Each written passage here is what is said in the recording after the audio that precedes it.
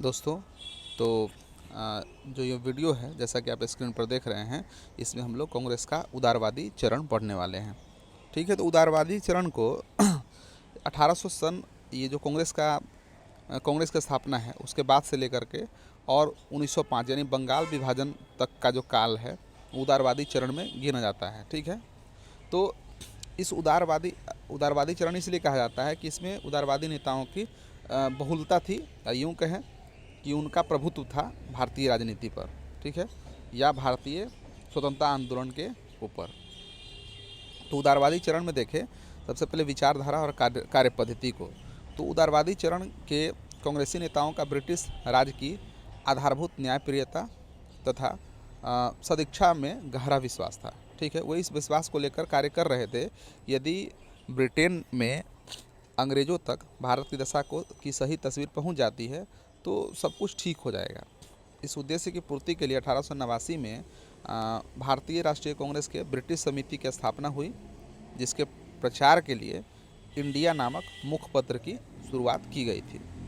उदारवादी स्वतंत्रता के लिए रक्तहीन तथा शांतिपूर्ण संघर्ष में आस्था रखते थे। उनके विचार से भारतीय स्वतंत्रता का लक्ष्य क्रमिक रूप से प्राप्त किया जाना चाहिए और यह प्राप्ति भी सरकार में भागीदारी के द्वारा संभव है। सत्ता पर कब्जा करने की बात या ब्रिटिश को देश से खदेड़ने की बात नहीं की जानी चाहिए। उनका विश्वास था कि अभी भारतीय जनता सामाजिक सांस्कृतिक रूप से पिछड़ी है, इसलिए उसे इस राष्ट्रीय आंदोलन में महत्वपूर्ण भूमिका नहीं दी जानी चाहिए। अतः कांग्रेस की प्रारंभिक मांगे अधिकांशतः शिक्षित भारतीयों के छोटे से गुट के लिए थी। ठीक है, 1905 में गोखले ने इस बात को स्पष्ट करते हुए कहा कि शिक्षित व्यक्ति भारतीय जनता के स्वाभाविक नेता हैं और यह भी कि वे राजनीतिक अधिकार, ठीक है, संपूर्ण भारतीय जनसंख्या के लिए अर्थ नहीं रखते, वरन उस हिस्से के लिए अर्थ रखते हैं जो अपने उत्तरदायित्वों का निर्वहन कर सकते हैं। फलतः उनका मुख्य प्रयास एक जन आंदोलन छेड़ना न होकर ब्रिटिश हाउस ऑफ कॉमन्स में भारतीय समस्याओं पर वाद विवाद आयोजित करवाना एवं ब्रिटिश सरकार पर दबाव डालना था। ठीक है, भारत में वे संवैधानिक सुधार के पक्ष में थे ताकि अधिक से अधिक भारतीयों की भागीदारी हो सके। ठीक है, उदारवादी नेता भारत में पश्चिमी पद्धति को लागू करने के पक्ष में थे। वे भारत में पाश्चात्य शिक्षा प्राप्त व्यक्तियों की संख्या को बढ़ाना चाहते थे ताकि अधिकाधिक लोगों को प्रशासन में भागीदारी मिल सके। उनका मानना था कि शिक्षा में प्रसार के पश्चात भारतीय ब्रिटिश के साथ सामाजिक और बौद्धिक समानता की मांग कर सकेंगे। इसके जो परिणाम स्वरूप प्रशासन में उनकी भागीदारी स्वयं भी बढ़ जाएगी। ठीक है, अब इस चरण में कांग्रेस की राजनीति का बल निम्नलिखित बातों पर था। कांग्रेस आंदोलन के माध्यम से नहीं अपितु प्रार्थना, प्रतिवेदन, स्मरण पत्र का राजनीतिक के माध्यम से ब्रिटिश सरकार से संवैधानिक रियायत प्राप्त करना चाहती थी। ठीक है, कांग्रेस ब्रिटेन से अपना संबंध विच्छेद करने के लिए इच्छुक नहीं थी, क्योंकि उनका मानना था कि ब्रिटेन से भारत का संबंध भारत के हित में है। ठीक है, अतः इन नेताओं का बल भारत में महज अन ब्रिटिश शासन को समाप्त करने के ऊपर था। ठीक है, उदारवादी नेताओं पर बर्क, जेम्स मिल जैसे ब्रिटिश विचारकों का प्रभाव था, अतः संवैधानिकता का उल्लंघन उन्हें स्वीकार नहीं था। ठीक है, उनका प्रयास ब्रिटिश जनमत को भारतीय समस्याओं से अवगत कराना पर था, क्योंकि उनका मानना था कि अगर ब्रिटिश को भारतीय समस्याओं का वास्तविक ज्ञान हो जाएगा तो स्वयं ब्रिटिश ही सुधार के लिए कदम उठाएंगे। ठीक है, तो इन बातों पर कांग्रेस की राजनीति टिकी हुई थी। अब देखिए उदारवादियों के मौलिक राजनीतिक उद्देश्य क्या थे। तो भारतीय जनता का एक राष्ट्र के रूप में गठन, संप्रभुता के सिद्धांत पर आधारित आधुनिक राजनीति को प्रोत्साहन करना, एक अखिल भारतीय नेतृत्व का सृजन करना, साम्राज्यवाद विरोधी विचारधारा का निर्माण करना, आधुनिक पूंजीवाद अर्थव्यवस्था का विकास करना, अखिल भारतीय आंदोलन की शुरुआत करना, ये सभी थे। और प्रमुख उदारवादी मांगे क्या थी। तो भारत सचिव की परिषद को समाप्त कर दिया जाए, बदले में भारत सचिव को ब्रिटिश संसद के प्रति उत्तरदायी बनाया जाए, विधानमंडलों में निर्वाचित सदस्यों की संख्या बढ़ाई जाए तथा विधान मंडलों को बजट पर अधिक शक्ति दी जाए। उत्तर पश्चिमी सीमा प्रांत पर और पंजाब में भी विधान परिषद की स्थापना होनी चाहिए। वायसराय की परिषद में 2 भारतीय सदस्यों की नियुक्ति हो, सिविल सेवा का भारतीयकरण किया जाए, प्रेस की स्वतंत्रता को प्रोत्साहन मिले, अस्थायी बंदोबस्त का अन्य क्षेत्रों में भी विस्तार किया जाए, तटकर के माध्यम से भारतीय ये उद्योग को सुरक्षा दी जाए, प्रतिनिधित्व के बिना कोई कराधान नहीं। उन्होंने सार्वजनिक धन पर भारतीय नियंत्रणों की मांग की और वह नारा उठाया जो पहले अमेरिकियों ने अपने स्वतंत्रता जो संग्राम था उसके दौरान उठाया था, प्रतिनिधित्व के बिना कोई कराधान नहीं, ठीक है, और सैन्य व्यय में कमी की जानी चाहिए। ये सभी प्रमुख उदारवादी मांगे थी। अब हम लोग देख लेते हैं कि नरमपंथियों की भूमिका क्या दिखाई देती है। तो भारतीय राष्ट्रीय आंदोलन अपने विकास के क्रम में भिन्न भिन्न विचारधाराओं को लेकर चला। इन विचारधाराओं ने अपने तरीके से राष्ट्रीय आंदोलन को प्रभावित किया। उदारवादी राजनीति के तहत नरमपंथी संवैधानिक सुधारों के माध्यम से परिवर्तन लाभ के पक्ष में थे। वे अंग्रेजों की न्यायप्रियता में विश्वास रखते थे। फलतः उन्होंने आंदोलन के लिए संवैधानिक तरीकों को अपनाया। राष्ट्रीय आंदोलन के व्यापक आधार तैयार करने में नरमपंथियों की भूमिका को हम निम्न बिंदुओं में देख सकते हैं। इन्होंने भारतीय जनमानस में एक व्यापक राष्ट्रीय जागरण को जन्म दिया ताकि उन्हें राजनीतिक कार्यों के लिए प्रशिक्षित किया जा सके, ठीक है। सर्वप्रथम नरमपंथी नेताओं ने साम्राज्यवाद की अर्थशास्त्रीय आलोचना की तथा भारत में औपनिवेशिक अर्थशास्त्र यानी कच्चा माल का निर्यात, तैयार माल का आयात तथा ब्रिटिश पूंजीपतियों के पूंजी निवेश का तीव्र विरोध किया, ठीक है। भारत से धन के निष्कासन का विरोध करते हुए उन्होंने प्रतिनिधित्व नहीं तो कर नहीं का नारा बुलंद कर ब्रिटिश जो विधान परिषद में, ठीक है, भारतीयों के निर्वाचन तथा स्वशासन की मांग की। उन्होंने ब्रिटिश सरकार से मांग की कि उच्चतर प्रशासनिक पदों का भारतीयकरण किया जाए। नरमपंथियों ने भारतीय जनता को शिक्षित करने के लिए पत्र पत्रिकाओं का प्रकाशन किया। दादा भाई नौरोजी ने रस्त गुफ्तार, सुरेंद्र नाथ बनर्जी ने बंगाली, गोपाल कृष्ण गोखले ने सुधारक को प्रकाशित किया। इन्होंने लोगों के बीच लोकतंत्र, राष्ट्रवाद एवं समानता का विचार जो है उसको लोकप्रिय बनाया। इन्हीं के प्रयासों से इंडियन काउंसिल एक्ट पारित किया गया तथा वर्ष 1893 में हाउस ऑफ कॉमर्स में भारत एवं लंदन के साथ साथ परीक्षा लिए जाने के संबंध में एक विधेयक पारित किया, ठीक है। इन्होंने भारतीय जनता को एक साझे राजनीतिक आर्थिक कार्यक्रमों के आधार पर संगठित करने का प्रयास किया।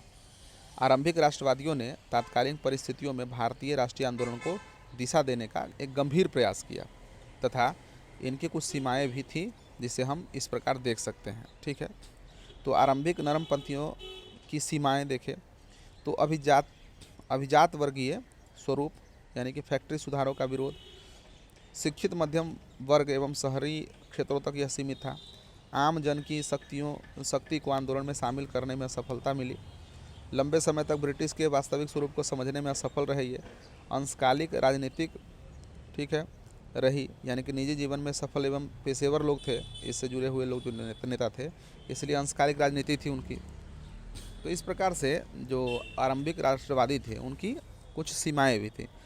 इस प्रकार नरमपंथी नेताओं ने व्यापक राष्ट्रीय जागृति लाने तथा राष्ट्रवाद के रूप में एक साझे शत्रु के अस्तित्व के प्रति जनता को जागरूक कर उनको एक राष्ट्र के रूप में एकताबद्ध किया, ठीक है। ब्रिटिश शासन के साम्राज्यवादी स्वरूप को उजागर करते हुए नरमपंथियों ने इस राजनीतिक सत्य को उद्घाटित किया कि भारत का शासन भारतीयों के हित में चलाया जाना चाहिए। नरमपंथियों की कमजोरियों को आने वाली पीढ़ियों ने दूर कर दिया, पर उनकी भूतपूर्व उपलब्धियां आने वाले वर्षों में राष्ट्रीय आंदोलन का व्यापक आधार तैयार करने में सफल रही थी, ठीक है। तो हम लोगों ने नरमपंथियों की भूमिका को पढ़ा। अब हम लोग देख लेते हैं कि भारतीय राष्ट्रीय कांग्रेस आंदोलन के उदारवादी चरण के योगदान का आलोचनात्मक परीक्षण करना है, ठीक है। तो भारतीय राष्ट्रीय कांग्रेस की स्थापना तात्कालिक भारतीय राष्ट्रीय परिदृश्यों की परिणति थी। यही कारण है कि राष्ट्रवादियों में इसके स्वरूप को लेकर आपसी मतभेद रहा है। जो भी हो, कांग्रेस की स्थापना ने भारतीयों के बीच एकता का आधार तैयार किया जिस पर चलकर भारत को आज़ादी मिली, ठीक है। कांग्रेस का आरंभिक चरण देखिए 1885 से लेकर 1906 तक। इसमें Dadabhai Naoroji, W C Banerjee, P Ananda Charlu, Ranade, Firoza Mehta आदि जैसे प्रमुख महत्वपूर्ण नेताओं का अधिक प्रभाव रहा। इन नेताओं ने ब्रिटिश सरकार से अपनी मांग को उदारवादी तरीके से रखा, इसलिए इस चरण को उदारवादी चरण के रूप में जाना जाता है। इस चरण के प्रमुख लक्ष्यों में निम्न बातें थी। ठीक है, पहला कि भारत सचिव की परिषद को समाप्त कर दिया जाए और भारत सचिव को ब्रिटिश संसद के प्रति उत्तरदायी बनाया जाए। दूसरा, वायसराय की परिषद में कम से कम 2 भारतीयों की नियुक्ति की जाए। तीसरा, उनके अनुसार भारतीय विधानमंडल का विस्तार हो, अर्थात उसमें निर्वाचित सदस्यों की संख्या बढ़ाई जाए और उन्हें और भी शक्तियाँ जो है दी जाए। चौथा, उत्तर पश्चिमी सीमा प्रांत एवं पंजाब में विधानमंडल का गठन किया जाए। पाँचवा, सिविल सेवा का भारतीयकरण किया जाए। छठा, वर्नाक्युलर प्रेस एक्ट और आर्म्स एक्ट को रद्द करने की मांग की। तटकर के माध्यम से भारतीय उद्योग की सुरक्षा की मांग की गई। आठवां, कि भू राजस्व के तहत कई क्षेत्रों में अस्थायी बंदोबस्त का प्रसार भारत के अन्य क्षेत्रों में भी किए जाए। नौवां, चाय बागानों में काम करने वाले श्रमिकों की दशा में सुधार की मांग जो है उठाई गई। तो इस प्रकार से ये इनके जो है मतलब उदारवादी चरण के अगर देखें तो प्रमुख लक्ष्य था इनका। अब आलोचना के रूप में हम देखें, इतिहासकारों के एक वर्ग द्वारा उदारवादी नेताओं पर आरोप लगाया कि वे कभी आज़ादी की बात नहीं करते थे, बल्कि इनकी प्रवृत्ति प्रार्थना और याचिका की नीति पर आधारित था। इनकी आलोचना ये लोग निम्न रूपों में करते थे। पहला कि इनका आधार अभिजात्य था तथा अधिकतर उदारवादी नेता अंग्रेजी शिक्षा प्राप्त थे, इसलिए जनसाधारण के साथ उनका संपर्क जो है स्थापित नहीं हो सका। दूसरा कि उनके लिए राजनीति जो है वो अल्पकालिक पेशा था। ठीक है, अर्थात वर्ष में 3-4 दिन के लिए इकट्ठा होते थे, प्रार्थना प्रतिवेदन और स्मरण पत्र की सहायता से अपनी मांग सरकार तक पहुंचाते थे। ठीक है, तीसरा, इन्हें जनता की शक्तियों में विश्वास नहीं था, इसलिए आंदोलन से परहेज करते थे।